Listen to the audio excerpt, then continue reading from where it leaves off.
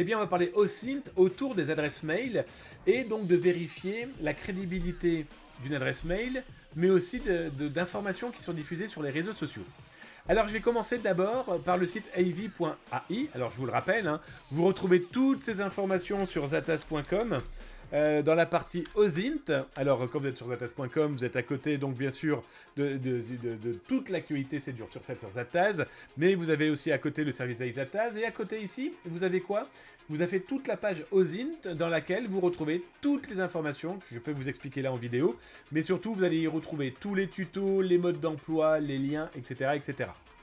Et donc là, maintenant, on va parler de tous les éléments qui vont vous permettre de retrouver une information diffusée par une cible, une source qui peut potentiellement vous intéresser.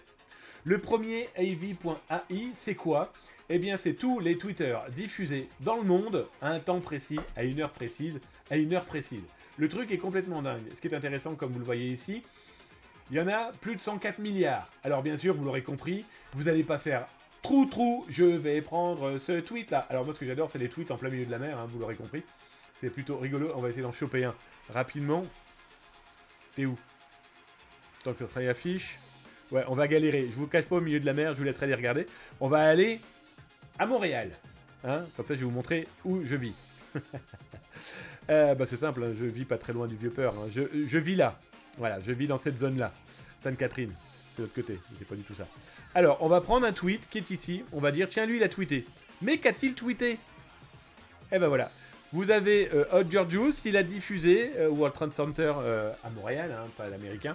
Et là, donc, du coup, pourquoi c'est intéressant? Parce que ici, du coup, dans cette partie-là, vous pouvez taper un hashtag, vous pouvez taper un pseudonyme, et donc, du coup, vous allez pouvoir remonter l'intégralité que cette personne a pu tweeter. Là, par exemple, si vous tapez mes pseudos Zatas, Damien Bancal, etc., eh bien, vous allez pouvoir voir partout où j'ai tweeté. Et donc, du coup, si vous souhaitez remonter une information d'une cible potentielle, ça va vous permettre de savoir aussi géographiquement où cette personne s'est retrouvée. Vous comprenez un petit peu le truc. C'est plutôt très intéressant. Alors, l'autre outil, réputation d'un simple mail. Alors, ça pareil, hein, vous retrouverez tous les URL, les liens sur zatas.com, mais aussi dans la rediff sur Twitch et YouTube. Là, je vous ai pris une adresse mail, je vous l'affiche sans aucun problème. C'est une adresse mail utilisée par un pirate informatique qui fait des phishing que j'ai infiltrés. Donc, je vais vous mettre tout de suite l'adresse mail. Je vais vous zoomer un petit peu pour que vous voyez un peu mieux comment ça fonctionne. Vous mettez donc l'adresse mail et vous cliquez sur Search. Et que fait ce site? Eh bien, il va vous dire d'abord si cette adresse mail est risquée, dangereuse. Est-ce que la personne qui vous a écrit, qui a écrit à votre entreprise, est-elle dangereuse? Est-elle malveillante? Et là, donc, du coup, cette adresse mail Apple TV, eh bien, il vous dit, effectivement, elle est risquée. Et là, il vous donne toutes les informations qui peuvent vous intéresser si vous avez une information à traiter en automatisation, par exemple. Ou vous souhaitez tout simplement dire, tiens, il est bon ou il n'est pas bon, lui? Est-ce que je lui réponds ou je lui réponds pas? A-t-il déjà été repéré dans des arnaques ou autres? Voilà, un outil pour l'OSINT qui n'est pas négligeable. Alors, réputation, je viens de vous le faire, hein, on va éviter de cliquer deux fois sur la même chose. Dans le même état d'esprit, très important, un outil indispensable, c'est con mais on l'oublie très souvent, Snapchat a une map. Snapchat a une carte. Et bien exactement le même principe que les Twitter tout à l'heure.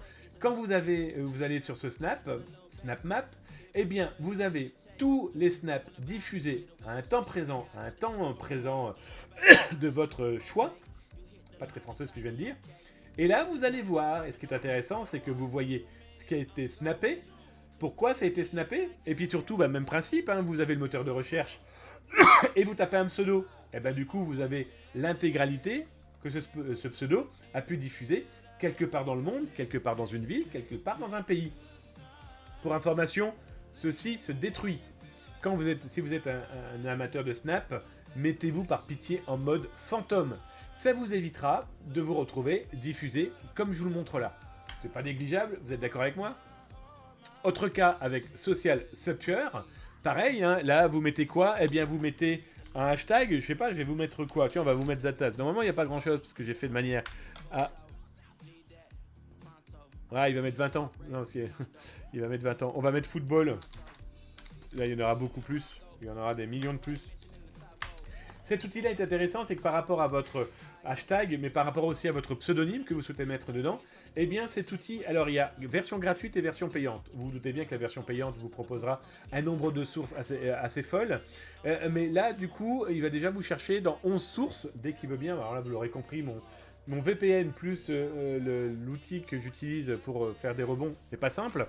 Et donc là, du coup, il va vous balancer tous les réseaux sociaux dans lesquels vous avez mis soit le hashtag, soit l'information, soit le pseudonyme. Et là, il va vous dire partout où c'est passé. Intéressant pour faire du regroupement d'informations. On est d'accord? Bon, là, vous l'aurez compris, j'ai tapé football. C'est pas l'une des meilleures idées que j'ai pu avoir, mais ça vous montre surtout la masse d'informations. Et donc, les différents supports. Hein. Là, vous avez Twitter, là, vous avez VK, là, vous avez Facebook, etc., etc. C'est pas négligeable, je dirais même plus, c'est très utile. Le dernier de cette rubrique OSINT dédiée aux réseaux sociaux et aux mails, bah là c'est simple, vous avez quelqu'un sur un compte Twitter et vous souhaitez voir si c'est un fake, si il est suivi par quelqu'un d'autre, si c'est la même personne qui se suit, etc. etc. Là j'ai tapé un de mes Twitter, Zataz, et j'ai tapé mon autre Twitter, Damien Bancal. Et là je vais lui demander de comparer. Et là il va regarder quels sont les comptes que ces deux comptes-là, donc le mien, Damien Bancal, et le Zataz, le mien aussi, quels sont les autres comptes qu'on suit? Bah c'est ça, qu'on follow, bah c'est simple, c'est mes autres comptes Twitter qui permettent de faire un petit maillage selon les gens, selon l'information et selon ce que les gens recherchent. Plus intéressant encore, c'est de voir quels sont les gens qui follow les mêmes chaînes. Bah oui, du coup ça permet de remonter une information, surtout pour les fake news. Est-ce que c'est la même personne qui a diffusé sur le site A et qui a diffusé sous un autre pseudo sur un site ou un compte B?